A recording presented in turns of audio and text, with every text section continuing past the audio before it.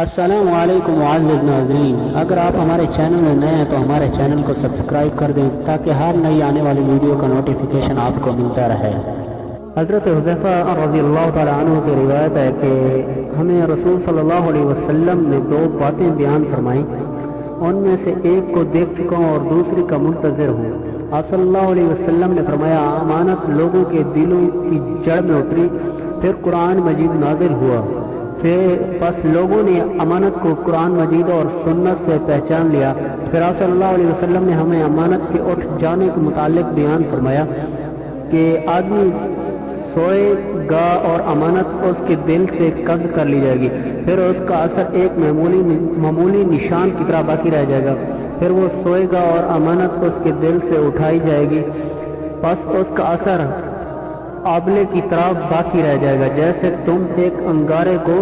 اپنے پاؤں پر لڑکاؤ تو اس پر آبلہ نمودار ہو جائے، پس تم اسے ابھرا ہوا تو دیکھتے ہو مگر اس میں کوئی چیز نہیں ہوتی۔ پھر آپ صلی اللہ علیہ وسلم نے ایک کنکری لی اور اسے پاؤں پر لڑکایا،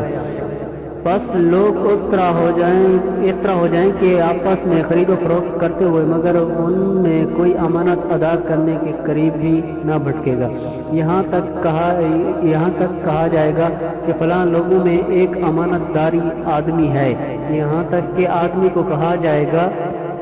کیا یہ کتنا مضبوط، ہوشیار اور عقل مند ہے، حالانکہ اس کے دل میں ایک رائی کے دانے کے برابر بھی ایمان نہ ہوگا۔ حضرت حذیفہ رضی اللہ تعالیٰ عنہ فرماتے ہیں کہ مجھ پر ایک ایسا زمانہ بھی گزرا کہ میں پرواہ نہ کرتا تھا کہ مجھ سے کس نے خرید و فروخت کی، بشرط یہ کہ وہ مسلمان ہوتا، اس لیے کہ اس کا دین مجھ پر میری چیز کو ضرور واپس کر دے گا، اور اگر وہ یہودی یا عیسائی ہوتا تو اس کا کارندہ مجھ پر میری چیز کو ضرور واپس کر دے گا، مگر آج کل تو صرف فلاں سے ہی خرید و فروخت کا معاملہ کرتا ہوں۔